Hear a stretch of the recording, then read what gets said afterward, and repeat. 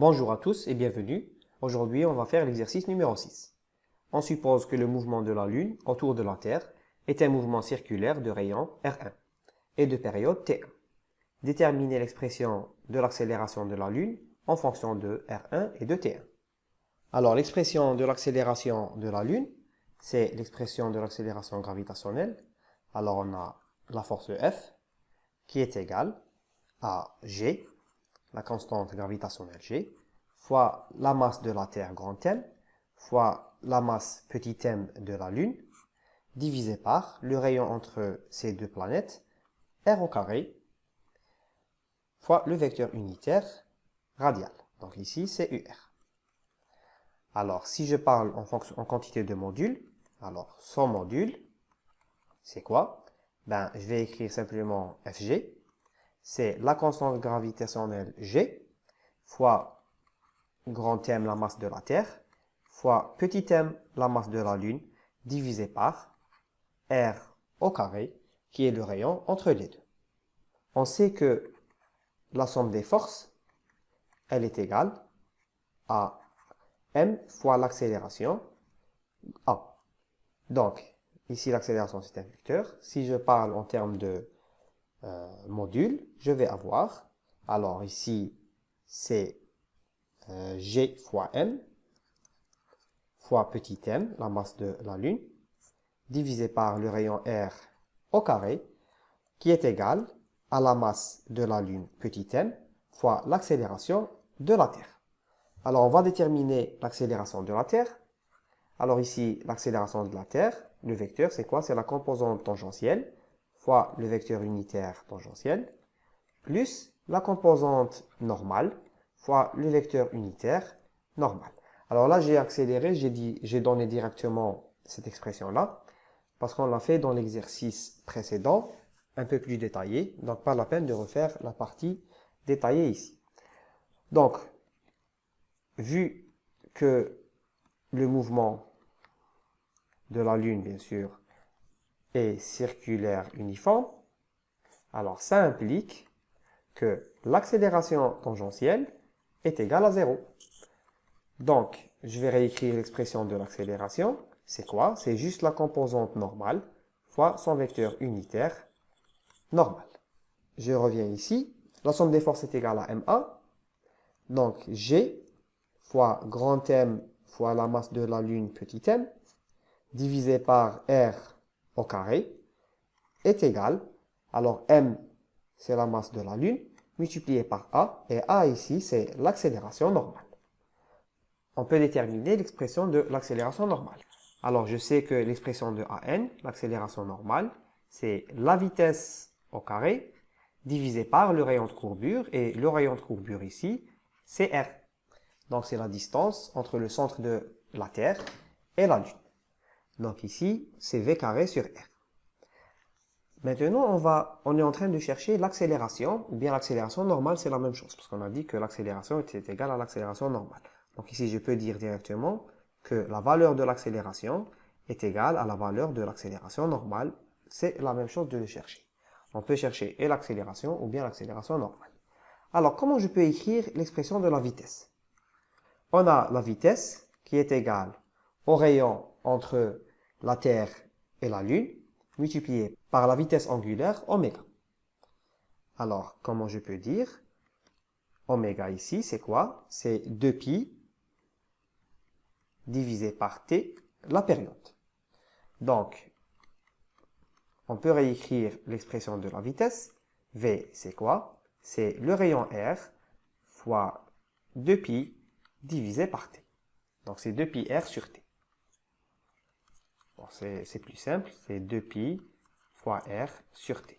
Voilà, c'est la même chose. Donc, on revient ici. C'est quoi l'expression de l'accélération? Alors, l'accélération normale est égale à la vitesse au carré divisé par le rayon.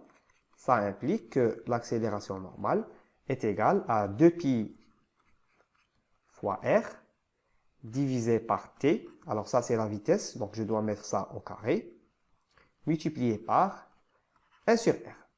Donc ça, c'est l'expression de l'accélération. Donc, qu'est-ce que je vais avoir?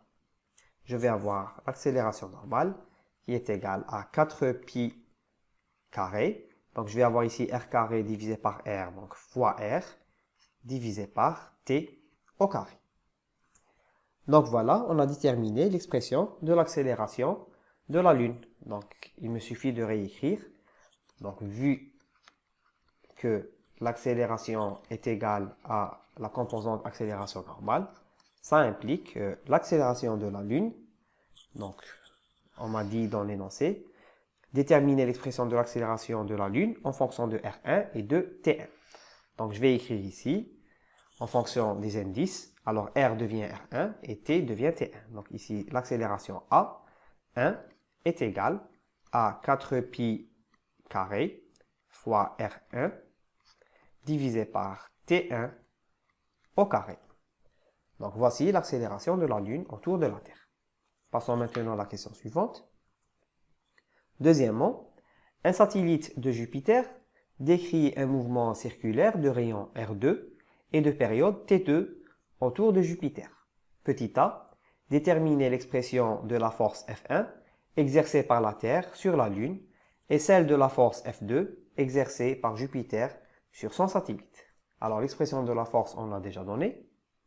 Commençons d'abord par petit i, F1, la force d'attraction entre la Terre et la Lune. Alors cette force-là, F1, est égale, alors en module, c'est la constante grand G fois grand M la masse de la Terre, multiplié par petit m la masse de la Lune, divisé par le rayon R1 entre la Terre et la Lune, au carré. Deuxièmement, alors maintenant F2, la force d'attraction entre Jupiter et sa Lune, donc le module de F2 est égal à la même chose, donc c'est grand G fois la masse M de Jupiter, donc je vais appeler ça par exemple J, fois la masse de son satellite, ms, divisé par le rayon R2 au carré. Le rayon R2 représente la distance entre Jupiter et sa Lune. Passons maintenant à la question petit b. Déterminer l'expression du rapport mg sur mt des masses de Jupiter et de la Terre. Calculer numériquement ce rapport. Alors ça veut dire, ici on va réécrire simplement l'expression de la Terre. Alors dans l'expression de la force d'attraction entre la Terre et la Lune, je vais simplement écrire ici mt pour représenter la masse de la Terre. Donc ça va devenir mt multiplié par la masse de la Lune qui est petit m. Alors pour déterminer l'expression du rapport entre la masse de la Terre et celle de Jupiter, je lis sur l'énoncé qu'on nous donne certaines valeurs numériques. Alors on nous donne le rayon R1, le rayon R2 et la période T1 et la période T2 qui sont données. Donc logiquement, on va déterminer le rapport de masse Jupiter par rapport à la masse de la Terre en fonction de ces conditions-là, en fonction de ces constantes, R1, R2 et T1, T2. Donc qu'est-ce qu'on sait? On sait que la force F1, c'est quoi? C'est G fois la masse de la Terre fois la masse de la Lune divisé par R1 au carré. Et je sais aussi que la somme des forces, donc à chaque fois que je fais ici la somme des forces, c'est quoi? C'est la masse fois l'accélération A. D'accord? Donc qu'est-ce que j'ai ici? Donc cette force-là va me donner la masse de la Lune multipliée par l'accélération associée à la Lune. Et cette accélération, c'est l'accélération A1. J'ai déjà calculé l'accélération A1. Je sais que l'accélération A1 est égale à 4pi carré fois R1 divisé par T1 au carré. Donc je vais le remplacer directement. Donc je vais avoir, alors c'est G fois la masse de la Terre fois la masse de la Lune divisé par R1 au carré, qui est égal à petit m la masse de la Lune, fois, alors 4pi carré, fois R1, divisé par T1 au carré. Donc, ça, je vais appeler ça l'équation numéro 1. Et je vais faire son homologue pour F2. Alors, je sais que F2, ben, ça va être la même chose, c'est la constante grand G, fois, cette fois, la masse de Jupiter, fois la masse de son satellite divisé par le rayon R2 entre les deux au carré, qui est égal à la masse de son satellite fois l'accélération A2. Alors avec la même chose, directement, je sais que par analogie, A2, il sera égal à 4pi carré fois R2 divisé par la période T2 au carré. Donc ça, c'est par analogie. Donc ce raisonnement-là, c'est un raisonnement par analogie. Donc par analogie, j'ai pu déterminer directement l'expression de l'accélération. Donc je reviens ici. Je peux dire que F2, c'est quoi? Donc c'est grand G fois la masse de Jupiter fois la masse du satellite, alors divisé par R2 au carré, qui est égal à la masse du satellite S fois 4pi R2 au carré divisé par T2 au carré. Je vais appeler cette équation l'équation numéro 2. Alors si on fait par exemple 2 divisé par 1, on a, alors qu'est-ce qu'on va avoir? On va avoir, donc voici, certaines constantes qui vont disparaître comme la constante G.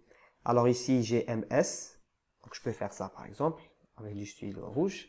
Je peux dire que ms va disparaître ici avec ms et la masse de la Lune va disparaître ici avec la masse de la Lune. R1 et R1 ici va devenir R cube. Donc on va faire ça par étapes. Je vais avoir la masse mj, masse de Jupiter, divisé par R2 au carré.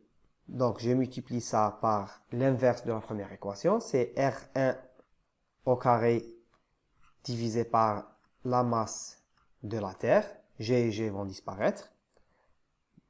Donc je peux écrire directement G divisé par G est égal. Alors ici, je vais avoir 4 pi carré fois R2 divisé par T2 au carré multiplié par l'inverse de cette équation qui est T1 au carré divisé par 4pi au carré multiplié par R1. Donc, qu'est-ce que je vais avoir? Alors, ce terme-là va disparaître. 4pi carré va disparaître avec 4pi carré. Donc, je vais avoir. Donc, j'aurais dû simplifier un peu plus haut, mais c'est trop tard. Je vais continuer. Donc, c'est la masse de Jupiter divisée par la masse de la Terre, multiplié par R1 au carré divisé par R2 au carré, qui est égal à T1 au carré divisé par T2 au carré lui aussi, multiplié par, alors ici j'ai R2 divisé par R1.